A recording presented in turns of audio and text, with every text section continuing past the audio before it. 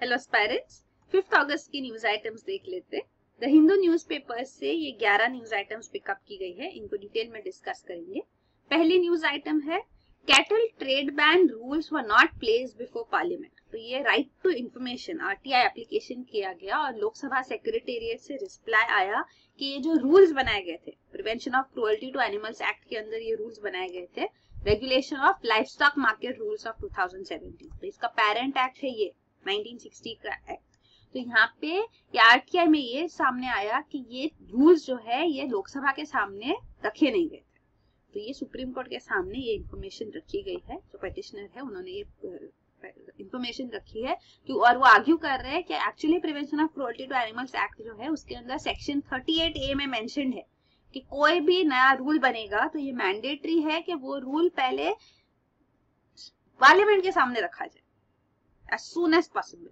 तो 50 डेज के लिए 30 डेज के लिए पार्लियामेंट के सामने रहेगा, फिर पार्लियामेंट इसके ऊपर डिसीजन लेगी और उसके बाद ही ये इम्प्लीमेंट किया जा सकता है। अगर पार्लियामेंट इसमें कोई अमेंडमेंट्स चाहती है तो अमेंडमेंट्स भी गवर्नमेंट को करने होंगे, नहीं तो वो इफेक्टिव रूल्स नहीं रहेंगे। तो ये नहीं किया गया, ये अब सुप्रीम कोर्ट के सामने प्रेजेंट किया जा रहा है और सुप्रीम कोर्ट वही गवर्नमेंट को रिस्पॉन्ड करने के लिए कह रही है इस आर्ग्यूमेंट पे। तो ये रूल्स आपको याद होना चाहिए, प्रोमिनेंटली न्यूज में थे। तो ये सेल ऑफ कैटल मतलब कैटल के बेचने खरीदने पे, जो मार्केट्स में बेचना खरीदना होता है एनिमल मार्केट्स पे, उनके ऊपर रिस्ट्रिक्शन लगा रही थी कि ये मारने के लिए, एनिमल सैक्रिफाइस करने के लिए, स्लॉदरिंग के लिए नहीं लिए जा सकते। तो वही है। तो अब इसके ऊपर जो काफी सारे पिटीशंस जुडिशरी के सामने भी आए, सुप्रीम कोर्ट के सामने केसेस चल रहे हैं अगेंस्ट द प्रोविजंस, ये रूल्स के प्रोविजंस के अगेंस्ट। तो इसीलिए गवर्नमेंट ने अब कहा है कि हम ये रूल्स को रिकंसिडर कर रहे हैं सारे इनपुट्स के बाद और इसको फिर से रिफॉर्मुलेट करके लाएंगे। तो अभी जो रूल्स है वो इम्प्लीमेंट नहीं किए जा रहे और सुप्रीम कोर्ट ये आर्ग्यू कर रहे हैं कि रूल्स गवर्नमेंट कहती है हम इम्प्लीमेंट नहीं कर रहे, पर रूल्स तो ऑपरेशनल है। तो वैसे तो और रूल्स तो है ही, एक बार नोटिफाई हो गए तो ऑपरेशनल है, तो आप इंप्लीमेंट नहीं कर रहे, इस आर्ग्यूमेंट से कैसे बेनिफिट होगा। तो ये सुप्रीम कोर्ट भी गवर्नमेंट को क्वेश्चन कर रही है। तो चीफ जस्टिस ऑफ इंडिया का ये स्टेटमेंट था। तो या तो आप रिपील करो या ऑर्डर दो, इंजंक्शन का ऑर्डर दो कि ये एप्लीकेबल नहीं हो गया। सिर्फ ओरली आप बता रहे ऐसे वो तो नहीं चलेगा।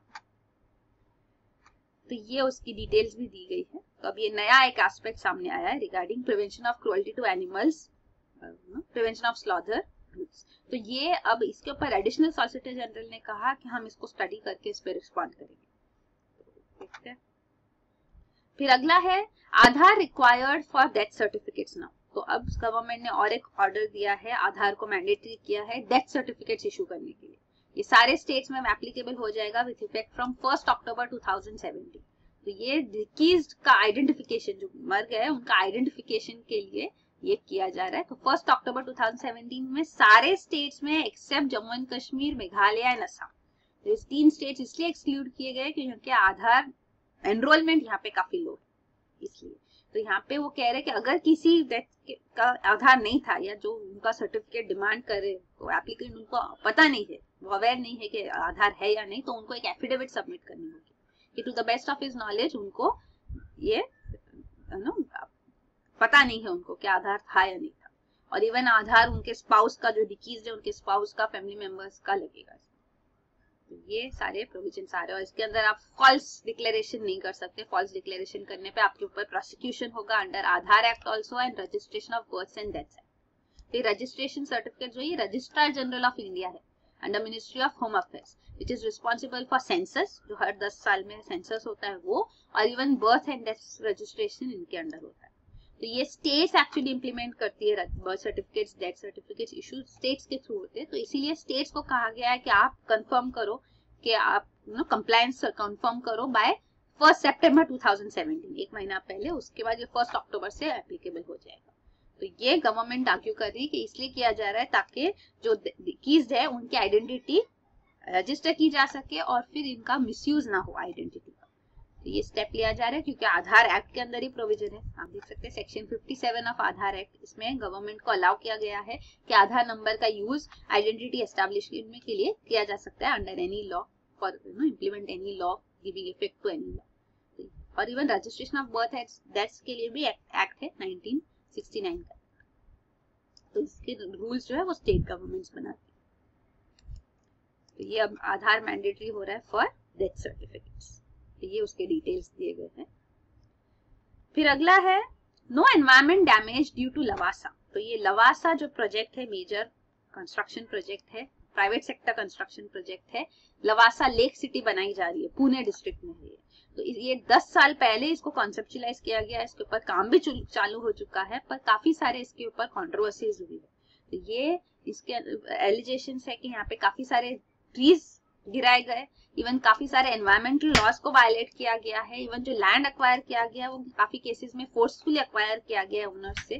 तो इसीलिए यहाँ पे जो है कंट्रोवर्सीज की वजह से इवन सेंट्रल एनवायरमेंट मिनिस्ट्री ने भी इसमें इंटरवीन किया है और थोड़े साल पहले इसका स्टॉप किया गया यहाँ पे फर्दर कंस्ट्रक्शन। ये जैसे पुणे डिस्ट्रिक्ट में यहाँ पे वेस्टर्न घाट्स में ये है, यहाँ पे एनवायरमेंट लॉज के वायलेशंस हुए, इसीलिए ये स्टेप लिया गया। तो लवासा एक्चुअली पहले इसको स्टेटस दिया गया था as a special planning authority, तो ये अपने अफेयर्स खुद मैनेज कर सकती है। लेकिन मई 2017 में ये प्रोमिनेंट चेंज हुआ कि अब इसको Pune metropolitan regional development authority के अंदर लाया गया। तो ये लवासा 4 टाउनशिप है, 4 टाउनशिप्स है यहाँ पे, मेन 4 टाउन्स डेवलप किए गए हैं। तो ये अब पुणे एडमिनिस्ट्रेशन के पर्व्यू में आएगी। तो ये है, और यहाँ पे न्यूज ये है कि state environment minister of Maharashtra, वो महाराष्ट्र लेजिस्लेटिव असेंबली में कह रहे हैं कि एनवायरमेंटल डैमेज कुछ नहीं हुआ था लवासा लेक सिटी के कंस्ट्रक्शन। तो ये यहाँ पे दिया गया है रिगार्डिंग लवासा, तो वायलेशंस हुए थे लॉज के, और ये उसका डिस्टेंस है फ्रॉम पुणे। और ये मास्टर प्लान है लवासा सिटी का। तो यहाँ पे apartments, retail, hotels, IT, biotech parks, even education centres, तो ये सारे यहाँ पे रिक्रिएशनल फैसिलिटीज डेवलप किए गए थे। अराउंड 5 टाउन्स यहाँ प्लान किए गए। फिर अगला न्यूज आइटम है ISRO set to launch satellite with corrected clocks. तो ये है रिगार्डिंग नाविक, नेविगेशन इंडियन कॉन्स्टलेशन। तो ये रीजनल नेविगेशन सिस्टम है जो हम डेवलप कर रहे हैं। GPS ग्लोबल पोजिशनिंग सिस्टम, ये US का है, ये ओपन सोर्स अवेलेबल है, हम फ्री इसको यूज करते हैं, पर US के ऊपर इसका कंट्रोल है। तो any time they can decide कि वो अलाउ करेगी हमको ये यूज करना या नहीं। और ऑफकोर्स इसके डिफेंस पर्पस के लिए भी रिक्वायरमेंट्स होती है, और एक टाइम पे इंडिया की रिक्वायरमेंट थी और US ने प्रोवाइड नहीं किया था। तो इंडिया को इसीलिए अपना रीजनल नेविगेशन सिस्टम डेवलप करना है। एनीवे हम सैटेलाइट लॉन्चिंग में एक्सपर्टीज रखते हैं, तो ये नाविक प्लान किया गया है, रीजनल नेविगेशन सिस्टम। तो इसको पहले नाम था IRNSS, और ये सैटेलाइट भी ऐसे ही नाम है, Indian regional navigation satellite system.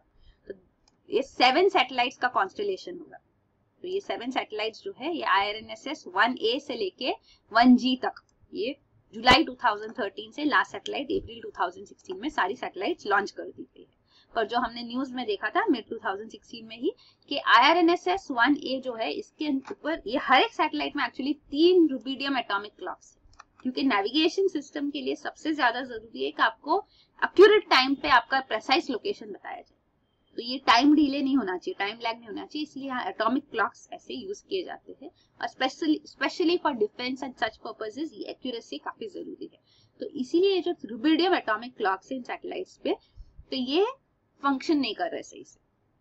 तो IRNSS 1A के तीनों रुबिडियम क्लॉक्स नहीं फंक्शन कर रहे सही से, इसीलिए अब और एक सैटेलाइट लॉन्च की जा रही है IRNSS 1H, और ये अगस्त एंड में लॉन्च की जाएगी। तो ऑफकोर्स तब फिर से ये न्यूज में होगा। तो ये पूरा इसका बैकग्राउंड है।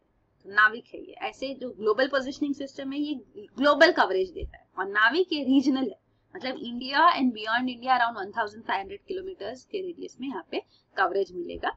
ऐसे ही रशिया ने भी डेवलप किया अपना नेविगेशन सिस्टम ग्लोनास, यूरोप का है, यूरोपियन स्पेस एजेंसी का गैलीलियो, राइट। तो यहाँ पे ये जो यूरोपियन स्पेस एजेंसी का जो गैलीलियो सैटेलाइट्स थे, इसमें भी जो एटॉमिक क्लॉक्स यूज किए गए थे वो सेम ही थे। तो हम दोनों ने, यूरोपियन स्पेस एजेंसी ने भी और इसरो ने, दोनों ने एक सेम स्विस कंपनी से क्लॉक्स लिए थे, रुबिडियम एटॉमिक क्लॉक्स। तो इनमें same problem I around the same time, इसीलिए अब इनका जो रिप्लेसमेंट है, अब इनको प्रॉब्लम डिटेक्ट करके रिप्लेस किया गया है। और वो इसरो हेड कह रहे हैं कि इवन IRNSS 1A भी अभी भी फंक्शनल है, लो पावर्ड मैसेजेस वो अभी भी दे रहे हैं, वेदर डेटा प्रोवाइड कर रहे हैं जो फिशरमैन के लिए यूजफुल है। और वो कह रहे हैं कि एनीवे ये कॉन्स्टलेशन 7 कॉन्स्टलेशन होता है, ओवरलैप होता है, तो इवन 4 सैटेलाइट से भी नेविगेशन फंक्शन हो सकता है। तो ये पूरा डिटेल दिया गया है यहाँ पे रिगार्डिंग IRNSS। तो यहाँ 7 सैटेलाइट्स है, इनमें से 3 जियो स्टेशनरी ऑर्बिट में है और 4 जियोसिंक्रोनस। तो ये दोनों में क्या फर्क होता है वो भी देखेंगे। ऑर्बिट है at an altitude of 36,000 kilometre. तो हम देखेंगे इस दोनों में क्या डिफरेंस होता है। रेंज दिया गया है, रुबिडियम क्लॉक्स रिक्वायर्ड है हर एक सैटेलाइट के ऊपर, तो ये यहाँ पे दिया गया। तो बस रीजन में भी यहाँ पे रीजनल सर्विसेज भी हम प्रोवाइड कर सकते हैं। तो ये जियोसिंक्रोनस जियोस्टेशनरी सैटेलाइट्स में क्या फर्क होता है। तो ये जियोसिंक्रोनस ऑर्बिट जो होती है, ये ऑर्बिट मतलब एक ऑल्टीट्यूड है 36,000 किलोमीटर। तो ये जो ऑर्बिट होगी कोई भी एंगल ऑफ इंक्लिनेशन पे हो सकती है। एक्सिस ऑफ रोटेशन ये तो कोई भी एंगल पे हो सकती है, कैसे भी इंक्लाइंड हो सकती है। लेकिन अगर ये 90 डिग्री पे फ्लैट है जैसे ये दिखाया गया लाल में, तो ये एक particular type of geosynchronous orbit को जियोस्टेशनरी ऑर्बिट कहते हैं। तो इसका ऑब्जेक्टिव ये होता है कि जब ये जियोसिंक्रोनस ऑर्बिट होती है तो यहाँ पे जैसे अर्थ रोटेट हो रहा है, जिस रेट पे अर्थ रोटेट होता है उतने रेट पे ये सैटेलाइट रिवॉल्व होती है।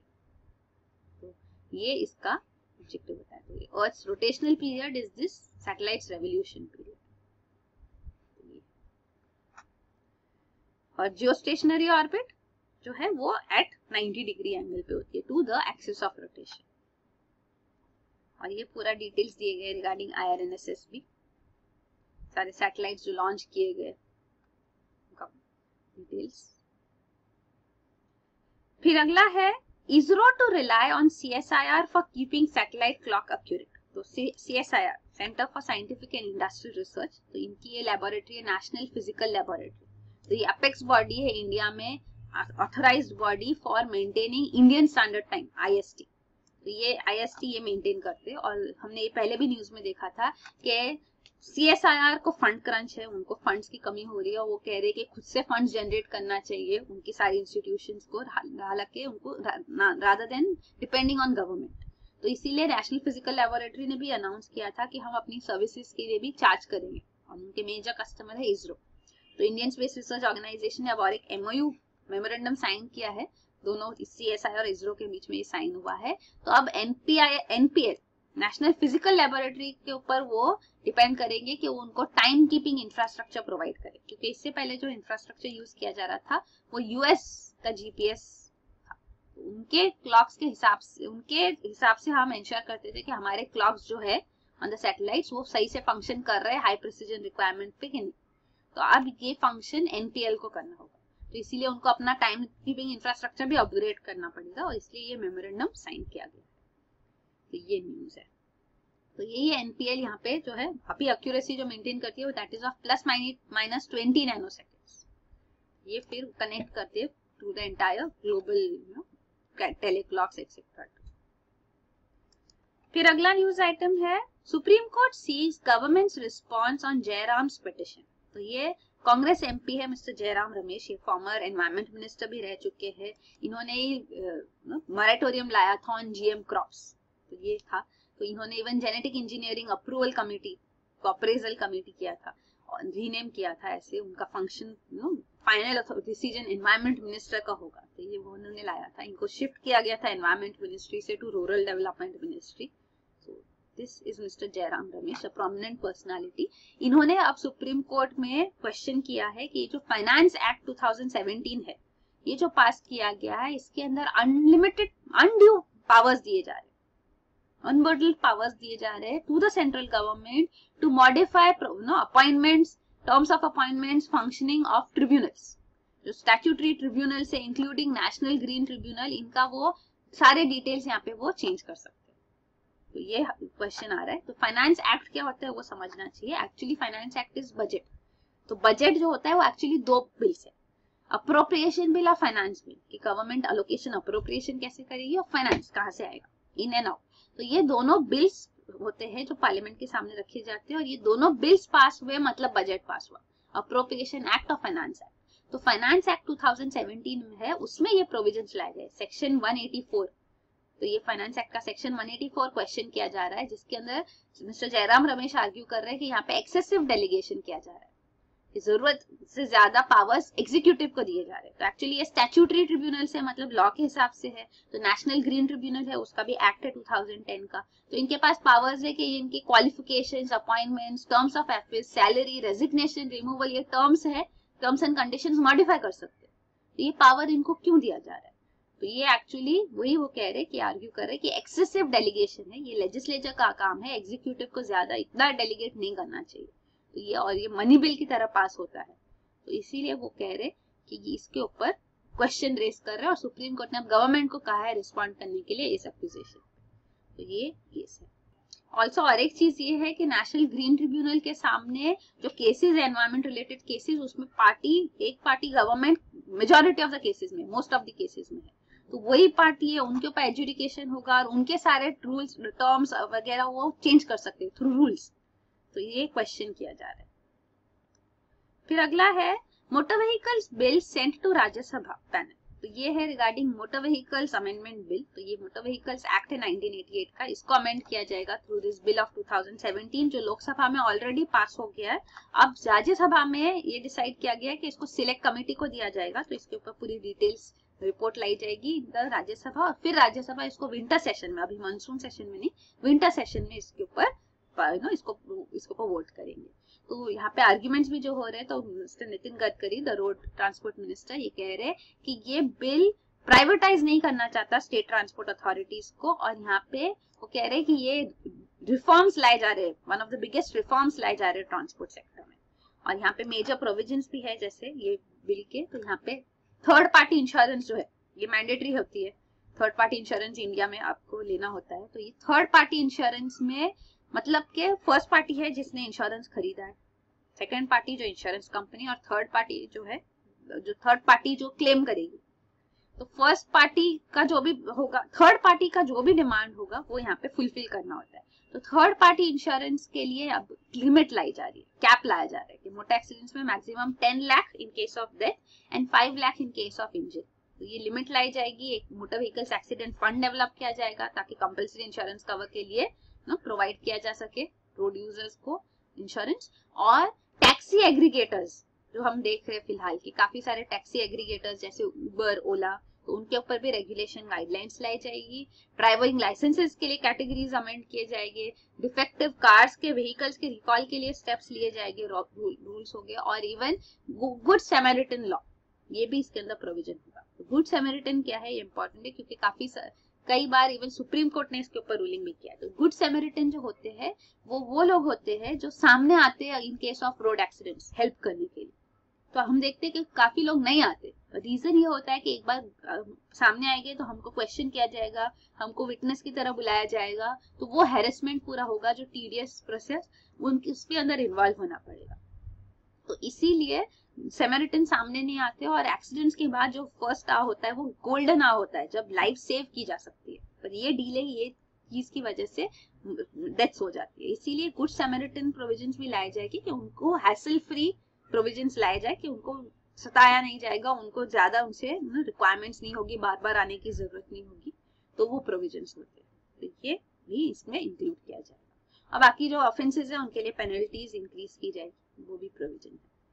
फिर अगला न्यूज आइटम है new bill to allow states to drop no detention policy. तो राइट टू एजुकेशन एक्ट में हमको पता है ये right of children to free and compulsory education act है 2009 का, जिसको पॉपुलरली आरटीई एक्ट कहा जाता है। तो एक्ट में प्रोविजन है नो डिटेंशन पॉलिसी का। तो नो डिटेंशन पॉलिसी का मतलब है कि बच्चों को डिटेन नहीं किया जाएगा, फेल नहीं किया जाएगा अप टू क्लास 8, तो उनको पास ही किया जाएगा। तो इसका रीजन ये था कि इससे एनरोलमेंट ज्यादा होते हैं, ड्रॉप आउट रेट्स कम हो जाते हैं। जस्ट 4% ड्रॉप आउट रेट्स है टिल क्लास 8, पर उसके बाद ड्रॉप आउट रेट्स इंक्रीज हो रहे हैं, ये पॉइंट तो है। पर इसके अंदर ये भी देखा जा रहा है कि काफी सारे केसेस में क्वालिटी ऑफ एजुकेशन डिटीरियरेट हो रही है। तो इसीलिए आप सेंट्रल गवर्नमेंट ने अनाउंस किया है कि वो एक बिल इंट्रोड्यूस करेंगे आरटीई को अमेंड करने के लिए, ताकि नो डिटेंशन पॉलिसी को हटाया जा सके। तो ये स्टेट डोमेन में होगा, स्टेट चाहे तो ही हटा सकती है, और 25 स्टेट्स ने इसके लिए अग्री किया है एक्सेप्ट 4, ये है तमिलनाडु, आंध्र प्रदेश, तेलंगाना और महाराष्ट्र। तो वो नहीं चाहते no detention policy roll back करने को। इसके अंदर प्रोविजन ये किया जाएगा कि अगर ये रोल बैक होगा, मतलब कि क्लास 5 और क्लास 8 में एग्जाम्स हो गए 2 बार, अगर दोनों बार फेल हुए तो फिर उनको डिटेन किया जाएगा उसी क्लास में, वरना प्रमोट किया जाएगा। तो ये एक प्रोविजन लाने के लिए बिल लाया जाएगा। फिर अगला न्यूज आइटम है 20 select institutions to be outside UGC purview. तो सेंट्रल गवर्नमेंट ने अब अनाउंस किया है कि वो 20 इंस्टीट्यूशंस, 10 गवर्नमेंट की और 10 प्राइवेट सेक्टर इंस्टीट्यूशंस सिलेक्ट करेगी, जिनके ऊपर यूजीसी, यूनिवर्सिटी ग्रांट्स कमीशन और all India council for technical education, ये जो एपेक्स हायर एजुकेशनल रेगुलेटर्स है, उनका परव्यू नहीं होगा, उनके पावर्स नहीं होंगे इनके ऊपर। और ये इंस्टीट्यूशंस ऑफ एमिनेंस बनाए जाएंगे और टारगेट ये होगा कि ये 10 साल के अंदर वर्ल्ड की टॉप 500 रैंकिंग्स के अंदर वो एंट्री करे। तो ये ऑब्जेक्टिव से इनको कंप्लीट फ्रीडम दी जाएगी, अपना करिकुलम डिसाइड करो, फॉरेन फैकल्टी चाहिए, डोमेस्टिक फैकल्टी, वेरिएबल पे रखो, फिक्स फी स्ट्रक्चर भी आप फिक्स करो। लेकिन जो मेरिटोरियस पुअर स्टूडेंट्स है उनके लिए फाइनेंशियल सपोर्ट गवर्नमेंट प्रोवाइड करेगी। तो ये भी प्रोविजन होगा इसमें। तो इसमें जो इंस्टीट्यूट सिलेक्ट की जाएगी उसके लिए सर्च कम सिलेक्शन कमेटी बनाई गई है, जिसके अंदर cabinet secretary, even UGC chairman वगैरह है, जो ये इंस्टीट्यूशन सिलेक्ट करेंगे टॉप 20 एज सच। जो इवन NIRF रैंकिंग जो है, ये रिसेंटली हमने देखा है, सेकंड रैंकिंग भी आई है, नेशनल इंस्टीट्यूट रैंकिंग फ्रेमवर्क। तो ये NIRF रैंकिंग के अंदर जो टॉप 50 है उनमें से सिलेक्ट किए जाएंगे, जिनके national assessment and accreditation council में भी हाई ग्रेडिंग्स रही है, उनको प्रेफरेंस दिया जाएगा। तो ये सिलेक्शन की जाएगी 20 इंस्टीट्यूशंस। तो ये टॉप यूनिवर्सिटीज है वर्ल्ड की, आप देख सकते हैं। CIT California institute of technology at number 1, फिर Oxford, Stanford, Cambridge, MIT, Harvard, ये है। और इंडिया की जो इंस्टीट्यूशन है टॉप 500 में प्रेजेंटली, तो टॉप मोस्ट है Indian institute of science Bengaluru, फिर IITs है बॉम्बे, दिल्ली, खड़गपुर, मद्रास। और ये NIRF है, नेशनल इंस्टीट्यूशन रैंकिंग फ्रेमवर्क। तो ये दो आए हैं, 2 रैंकिंग्स आए हैं अब तक, नया ये प्लान किया गया है। पहले फील्ड वाइज था, स्ट्रीम वाइज इसका रैंकिंग था, अब ओवरऑल रैंकिंग भी लाया गया है लेटेस्ट। तो ये असेसमेंट पैरामीटर्स ये 5 है, teaching, learning and resources, research and professional practice कैसे, ग्रेजुएशन आउटकम कैसे उस इंस्टीट्यूशन के, outreach and inclusivity and perception. In parameters के बेसिस पे रैंकिंग की जाती है। और ये टॉप 10 एजुकेशनल इंस्टीट्यूशंस यहाँ दिए गए। तो Indian institute of science as number 1, फिर IITs है, JNU, BHU भी टॉप 10 में। तो ये है नेशनल इंस्टीट्यूशनल रैंकिंग फ्रेमवर्क। फिर अगला है रिवाइवल ऑफ बकिंघम कनाल। तो ये बकिंघम कनाल जो है 796 किलोमीटर लॉन्ग कनाल है। ये फ्रेश वाटर नेविगेशन कनाल है, जो इवन ये जो नेचुरल बैकवाटर्स है चेन्नई में, उनको भी ये कनेक्ट करते हैं कनाल। और ये जो है ये आंध्र प्रदेश से तमिलनाडु तक एक्सटेंड होते हैं। तो ये running parallel to Coromandel coast South India में। तो ये ब्रिटिश कॉलोनियल पावर्स के अंदर बनाया गया था। तो इसको पहले कोचरेन कनाल कहा जाता था, फिर लॉर्ड क्लाइव्स कनाल था थोड़ा टाइम के लिए इसका नाम, फाइनली इसका नाम बकिंघम कनाल रखा गया इन 1878 on the order of Duke of Buckingham. तो ये है बकिंघम कनाल। लेकिन फिलहाल जो है ये कनाल का सिचुएशन बुरी है, कई रीजन्स में ड्राई अप हो चुका है, कई रीजन्स में यहाँ पे डंपिंग किया जा रहा है। तो इसीलिए अब यहाँ पे स्टेप्स लिए जा रहे हैं by the government to revive it. तो ये 2000 करोड़ का प्लान अनाउंस किया गया है 2016 में कि ये कनाल को रिवाइव किया जाएगा और inland waterways authority of India के थ्रू ये प्रोसेस स्टार्ट किया जाएगा। ड्रेजिंग और वाइडनिंग भी किया जाएगा ताकि इसको क्लास 3 नेविगेशन रूट की तरह यूज किया जा सके, ताकि 1000 टन कैपेसिटी वेसल्स भी इससे पास हो सके। ये MOU भी साइन हुआ है recently central government Andhra Pradesh government के बीच में। लेकिन वही, और ये इनिशिएटिव लिया गया after it was declared national waterway 4 इन 2008। तो अब यहाँ पे रिवाइवल हो रहा है ऑफ बकिंघम कनाल। लेकिन यहाँ पे कंसर्न्स भी है, जैसे कि यहाँ पे कहा जा रहा है वाटर लेवल कनाल में मेंटेन करना होगा। तो उसके लिए जो लिंकिंग किया जा रहा है विद कृष्णा रिवर, कृष्णा विद्रोह के साथ जो रिवाइवल होगा, तो यहाँ पे खुद ही कृष्णा रिवर में भी जो वाटर लेस है तो उनमें ही लेस इनफ्लो होगा। तो फिर कनेक्टिविटी में कैसे वाटर लेवल कैसे मेंटेन किया जाएगा। काफी सारे ब्रिजेस है इस रीजन में, उनको हैप्पीजार्डली बिल्ड किए गए, उनको निकालना होगा। एनक्रोचमेंट जो है उनको हटाना होगा। तो काफी सारे चैलेंजेस इसके रिवाइवल में आएंगे। तो ये पूरा बकिंघम कनाल दिखाया गया है फ्रॉम तमिलनाडु आंध्र प्रदेश। तो ये एक्सटेंड भी किया गया। अब तो ये 1095 किलोमीटर टोटल लेंथ है इस कनाल की। फिर अगला है US ईरान टेंशंस ग्रो। तो हमने पहले भी देखा है US ईरान न्यूक्लियर जो है रिलेशंस डिटीरियोरेट हो रहे हैं। तो न्यूक्लियर डील जो है joint comprehensive plan of action, ये एक्चुअली US ईरान डील नहीं है, इसके अंदर और भी नेशंस इन्वॉल्व है, P5 नेशंस इन्वॉल्व है। तो इसीलिए यहाँ पे डील P5+1 एक्चुअली, तो ये इंक्लूडिंग जर्मनी, तो permanent 5 members of UN security council plus Germany also.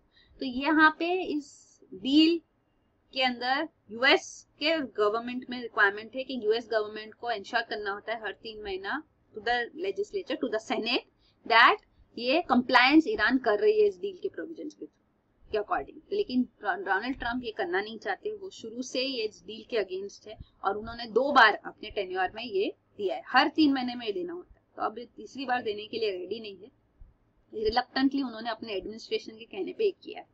Plus यहाँ पे जो न्यूक्लियर सैंक्शंस थे वो सब तो हटाए गए हैं ईरान के अगेंस्ट, पर यूएस ने अब तक ये जो बाकी सैंक्शंस है रिगार्डिंग बैलिस्टिक मिसाइल टेक्नोलॉजी वगैरह, इवन कन्वेंशनल वेपन सेल्स के ऊपर जो रिस्ट्रिक्शंस है वो अब तक कंटिन्यू हो रहे हैं। तो रिलेशन टेंस है, तो वही न्यूज में है। फिर अगला है last news item, centre starts ETF for PSUs lenders. तो ये है रिगार्डिंग एक्सचेंज ट्रेडेड फंड।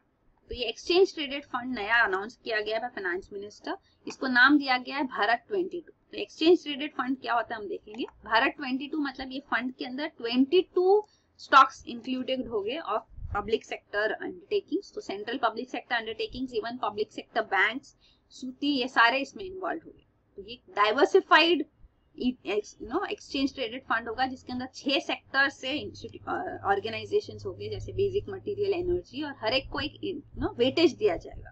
तो उस हिसाब से यहाँ पे स्टॉक का कैलकुलेशन होगा वैल्यू, और ये स्टॉक्स पे आप इसको ट्रेड कर सकते हैं। तो इसके लिए एक्सचेंज ट्रेडेड फंड मैनेजर भी अनाउंस किया गया है एज ICICI प्रूडेंशियल, और एशिया इंडेक्स प्राइवेट लिमिटेड ये इंडेक्स प्रोवाइडर होगा।